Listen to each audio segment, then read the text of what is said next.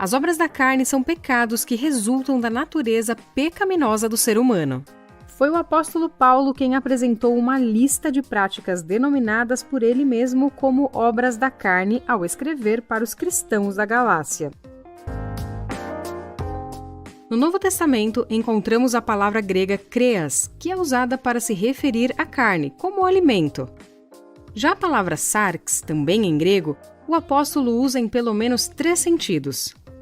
O primeiro é no sentido geral, se referindo simplesmente à humanidade. O segundo é num sentido mais específico, se referindo ao aspecto físico e material da vida humana. E o terceiro sentido é ainda mais específico, se referindo à natureza depravada e corrompida pelo pecado. Nesse caso, inclui a mente e a alma do homem. Falando sobre as obras da carne no capítulo 5 da Carta aos Gálatas, é evidente que Paulo está aplicando a palavra carne para se referir à natureza humana pecaminosa. Inclusive, ele estabelece um contraste especial entre carne e espírito, do grego pneuma.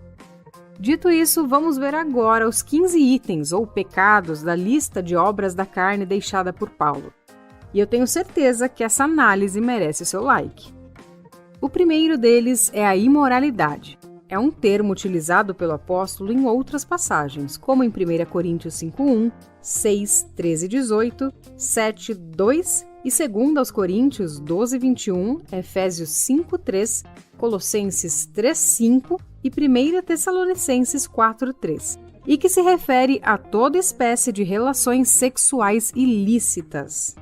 E se você tem dúvidas sobre as relações sexuais ilícitas, eu te aconselho a tirar essa dúvida com seu pastor ou algum líder espiritual da sua igreja, tá bom?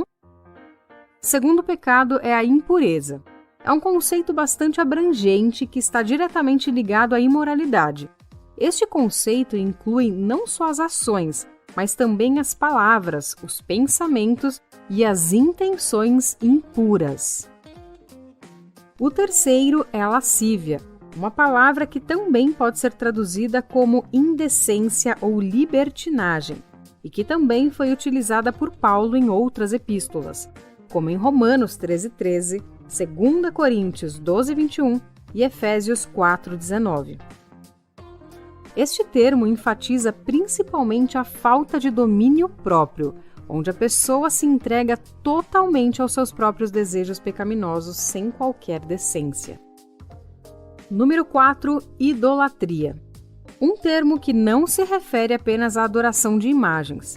A idolatria inclui toda a prática de adoração e culto a falsos deuses, pessoas, objetos ou qualquer coisa que desvie a adoração ao verdadeiro Deus.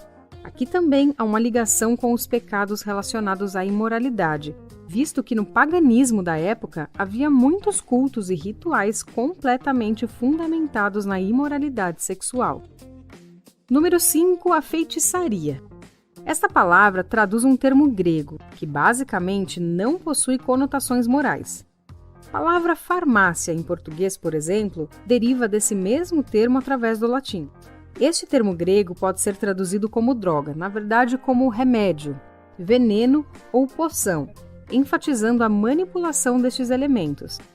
Assim, na antiguidade e também na época de Paulo, uma pessoa que manipulava drogas ou remédios, como nós conhecemos, era muitas vezes identificada como um mago.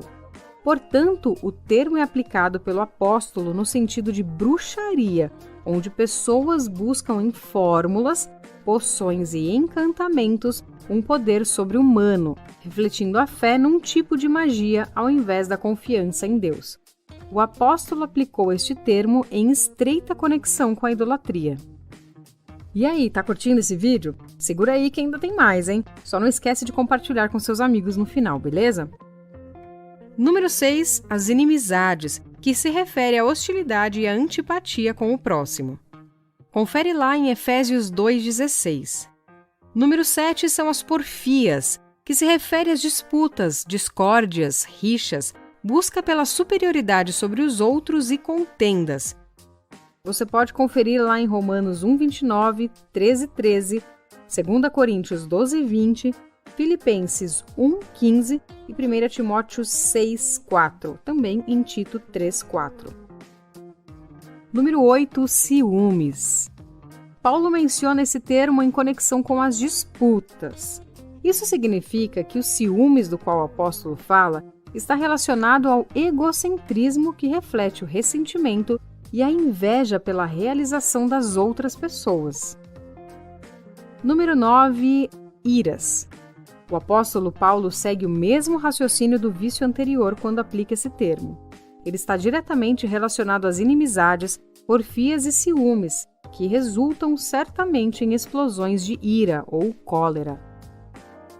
Discórdias é aplicado no sentido de ambições egoístas, isto é, disputas pelo poder. Esse tipo de comportamento resulta sempre em reações contrárias às opiniões das outras pessoas. Confere lá em Romanos 2:8, 2 Coríntios 12:20, Filipenses 1:17 e 2:3. As dissensões resultam das discórdias mencionadas anteriormente, ou seja, os homens levados por motivos egoístas buscam honras para si mesmos, a qualquer custo. As facções também aparecem como resultado natural da sequência de vícios descritos pelo apóstolo, onde grupos se formam e tramam uns contra os outros, ameaçando a unidade da igreja. Este comportamento implica em intrigas partidárias. Confere lá em 1 Coríntios 11:19. O termo utilizado por Paulo aqui vem do grego e que significa heresia. A inveja se refere ao sentimento de descontentamento pelo que o outro é ou possui. Esse é um tipo de sentimento que leva a pessoa a consumir-se. Na Bíblia, encontramos vários textos que apontam para o perigo da inveja, como no caso da morte de Abel por Caim, ou na forma que José foi tratado pelos seus irmãos. Número 14, a embriaguez.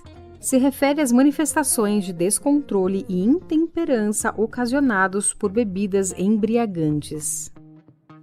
E em último lugar, porém não menos importante, nós vemos a glutonaria, que pode ser traduzido nas típicas orgias do paganismo da época. Os romanos ofereciam banquetes ao deus Baco, e nessas celebrações eles comiam muito além do necessário, causando malefícios aos seus próprios corpos. O termo aplicado por Paulo se refere ao estilo de vida desenfreado e extravagante. O apóstolo Paulo faz uma grave exortação quanto ao perigo das obras da carne. Sobre isso, ele escreve que não herdarão o reino de Deus os que tais coisas praticam. Com isto, o apóstolo está dizendo que quem não vive segundo o Espírito, ou seja, quem se entrega às práticas da natureza pecaminosa, não participará da consumação do reino de Deus quando Cristo voltar. Mas calma, é possível vencer tudo isso. O apóstolo Paulo ensina que somente o Espírito Santo é quem pode nos capacitar a viver para Cristo de maneira correta. E como eu disse, aqui no canal tem um vídeo sobre o que é o fruto do Espírito, confere lá. Ao falar sobre as obras da carne, Paulo também está nos advertindo sobre o equilíbrio entre a liberdade e a responsabilidade. Nós nunca devemos confundir a liberdade que desfrutamos em Cristo frente às restrições da lei com a libertinagem. Nós somos livres, mas jamais devemos ser libertinos. A verdadeira liberdade em Cristo pode ser vista no fruto do Espírito, enquanto a libertinagem pode ser vista nas obras da carne. E lembre-se, não banalize a graça de Deus. Se você tem muita dificuldade com algum item dessa lista, ou seja, com alguma obra da carne, procure, por favor, alguma autoridade espiritual da sua igreja, ou um pastor, alguém que você tenha confiança em conversar, tá bom?